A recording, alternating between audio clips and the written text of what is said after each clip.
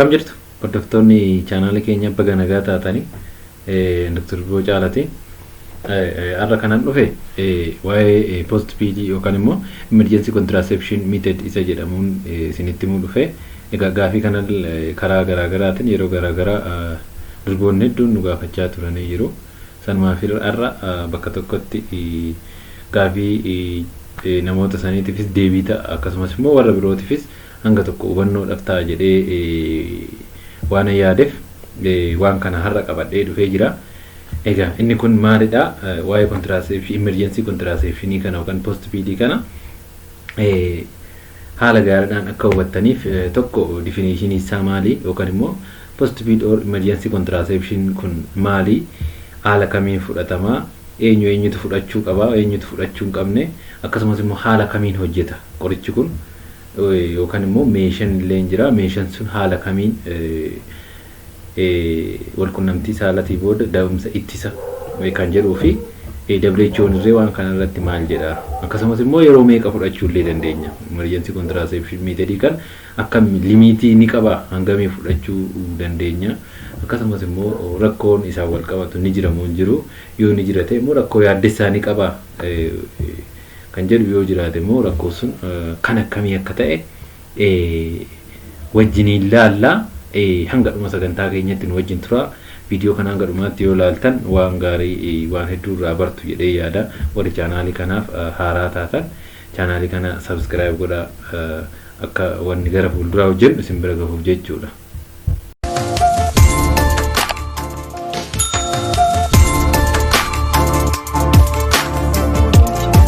Egaa hordoftoota keenya hiikuma isaatirraa gaafa kaanu post PD yookaan immoo emergency contraception fi post PD samoo gargari xiqqoo emergency contraception post PD kana of jalatti qabata. Hiika isaa tirraa gaafa kaanu emergency contraception jechuun mala da'iinsa ittisaa ta'ee kan erga walqunnamtii saalaa gaggeeffame akka ulfi hin uumamne gochuudhaaf fayyadu jechuudha hiikni isaa. Emergency contraception kun bakka lamatti qoodama. Bakka gurguddaa lamatti qoodama. Isaanis copper IUCD fi post contraceptive emergency pill kan jedhamu jira. Inni jalqaba jedhe meeshaadha. IUCD kan jedhamu isa waggaa 5 fayyadu isa gadaamessa keessa godhatamu. Inni illee da'iinsa walqunnamtii saalatiin booda akka da'iinsi hin uumamne ni fayyada. Inumayyuu baay'ee effective isa kanarraa.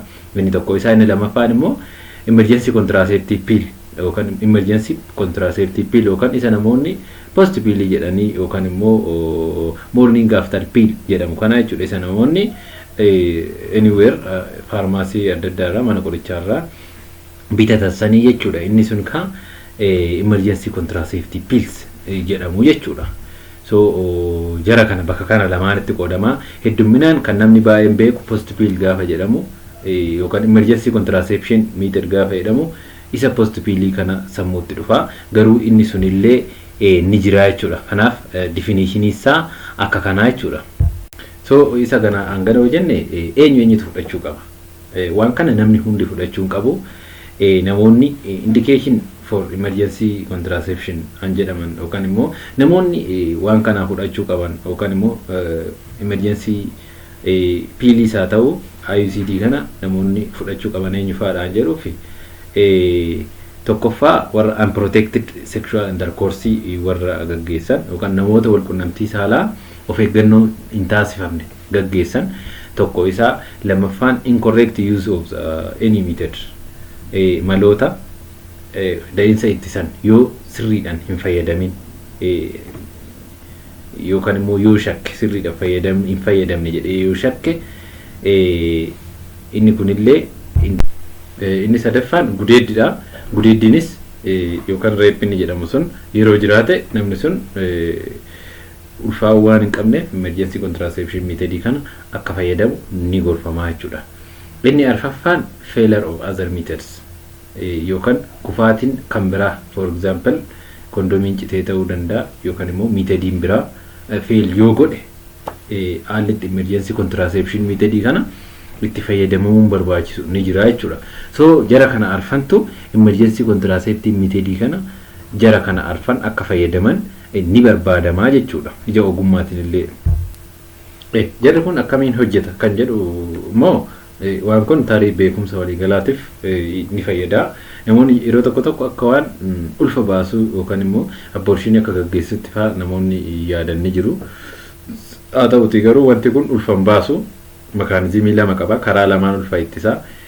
Karaan tokko copper ICD sun yookaan inni gadaamessa keessa galu sun fertilization akka hin gaggeeffamne dhorka. Fertilization akka hin gaggeeffamne jechuun fertilization kan dura isinitti meera walitti makamuu sanyii kormaatii fi eegoo kan hanqaaquu fertilization jedhama.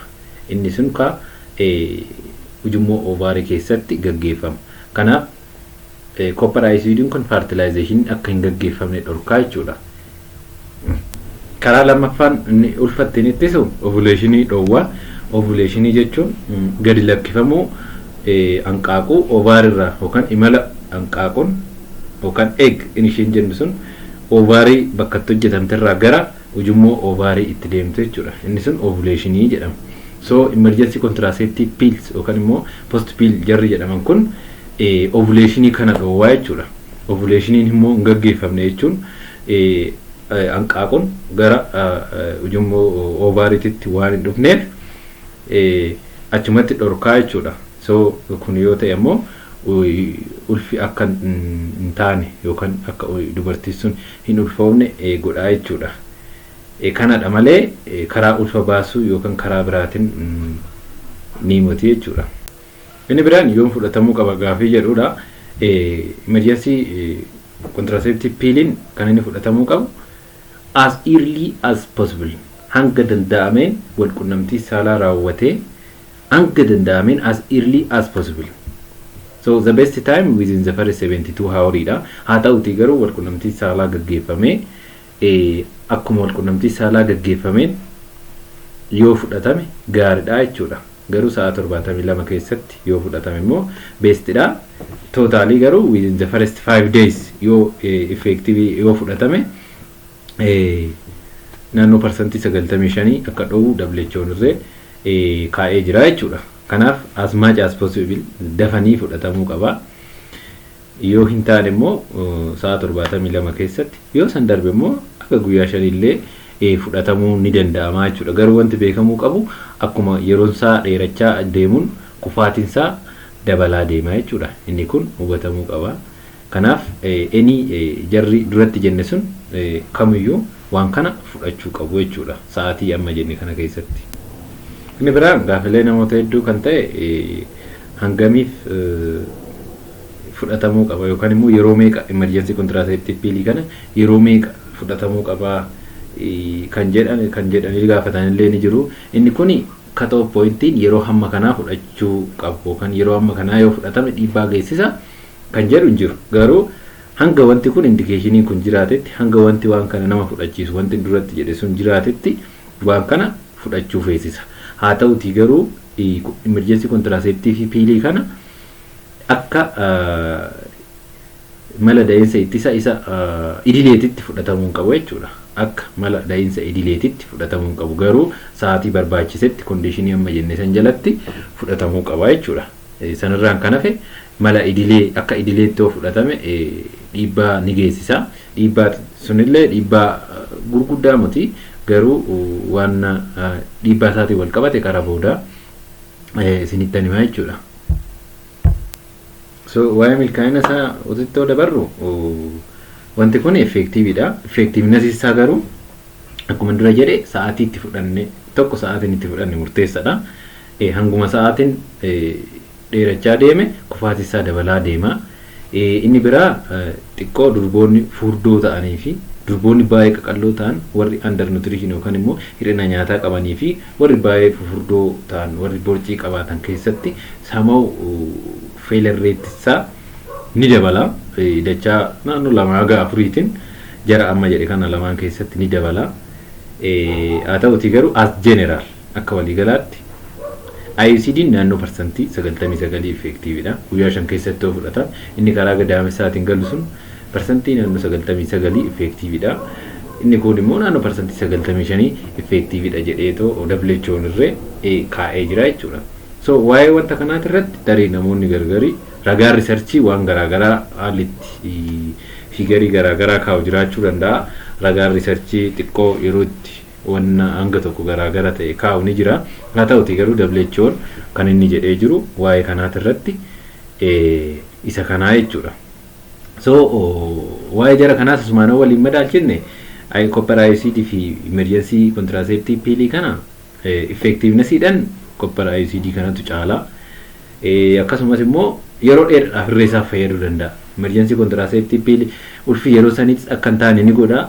Isatti dabalatee immoo ulfi akka hin jiraanne ni godha jechuudha. Hanga dubartiin sun aga ulfa barbaaddutti yookaan immoo aga ulfina barbaachisa jettee fedha isheetiin ulfooftutti ishee fayyaduu danda'a jechuudha. Advantagein inni qabu isaa effectiveness isaa sin caala. Sunillee immoo advantagein inni qabu ni jira. Emergency contraceptive pill kun copper IUCD dhaan gaafa madaalamu advantagein inni qabu inni tokko ofiin fudhatama. Durboonni ofii isaaniitiif deemanii mana qorichaa deemanii bitatanii fudhatu. Sun health facility akka hin deemne yookaan immoo namoonni tokko akka waan iccitiitti warra qabaniif ni fayyada jechuudha. Inni biraa yeroo tokko fudhata. Yeroo lama fudhata. Wanti kun yeroo lama fudhatamu jira, yeroo tokko fudhatamu jira. Tokkichaan kan fudhatamu jira, garaagarummaa sa'a 12tiin kan fudhatamu jira. Usually garuu kan fudhatamuu fi kan recommend ta'u isa yeroo tokko fudhatamu jechuudha. So wanti kun yeroo tokko fudhatama. Manatti ofii isaaniitiif fudhatu, ajaja ogeessa fayyaallee hin barbaachisu.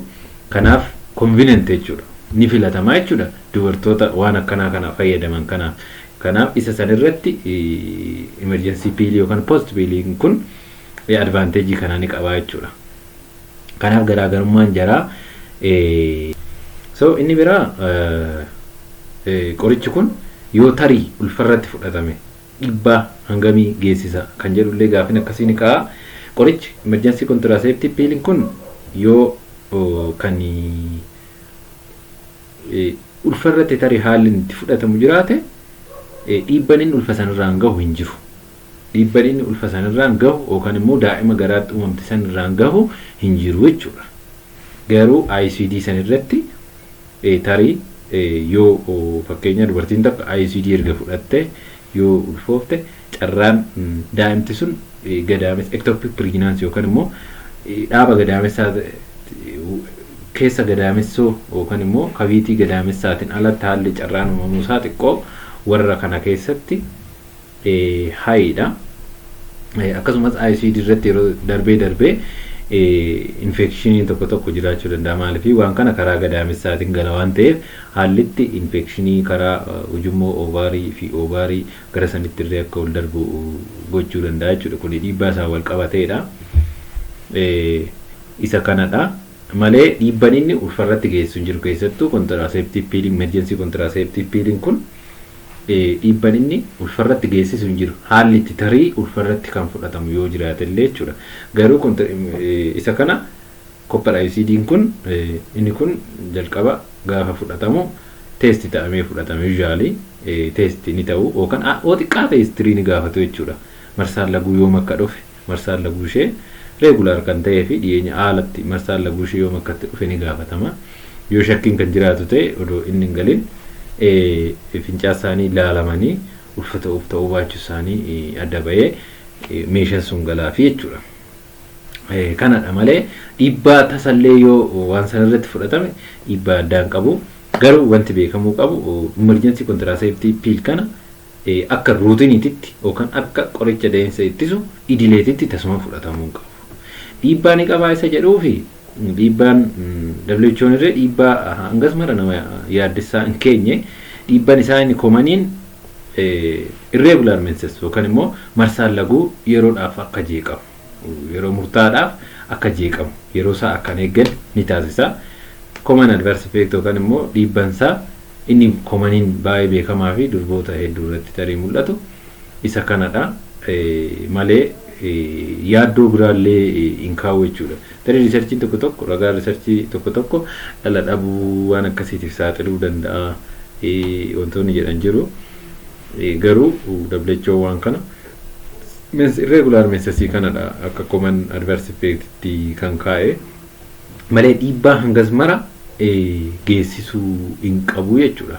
Kanaaf haalli itti fudhatamu kondiishinii duratti jenne san keessatti fudhachuu namni qabu fudhachuu qaba. Garuu wanti godhamuu qabnu akka ruutiniititti yookaan immoo akka yeroo hunda isa fudhachuutitti yeroo akka qoricha da'iinsa ittisa idileetti fudhatamuu qabu jechuudha.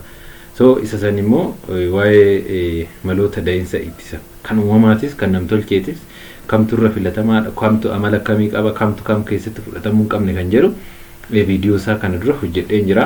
Isa san yoo barbaadan viidiyoo keessa galtanii too ilaaluu dandeessu jechuudha. Ol deemtanii yoo anillee liinkii descriptionii jalatti liinkii isiniifan kaa'aa isaan seentanii ilaaluu dandeessu jechuudha.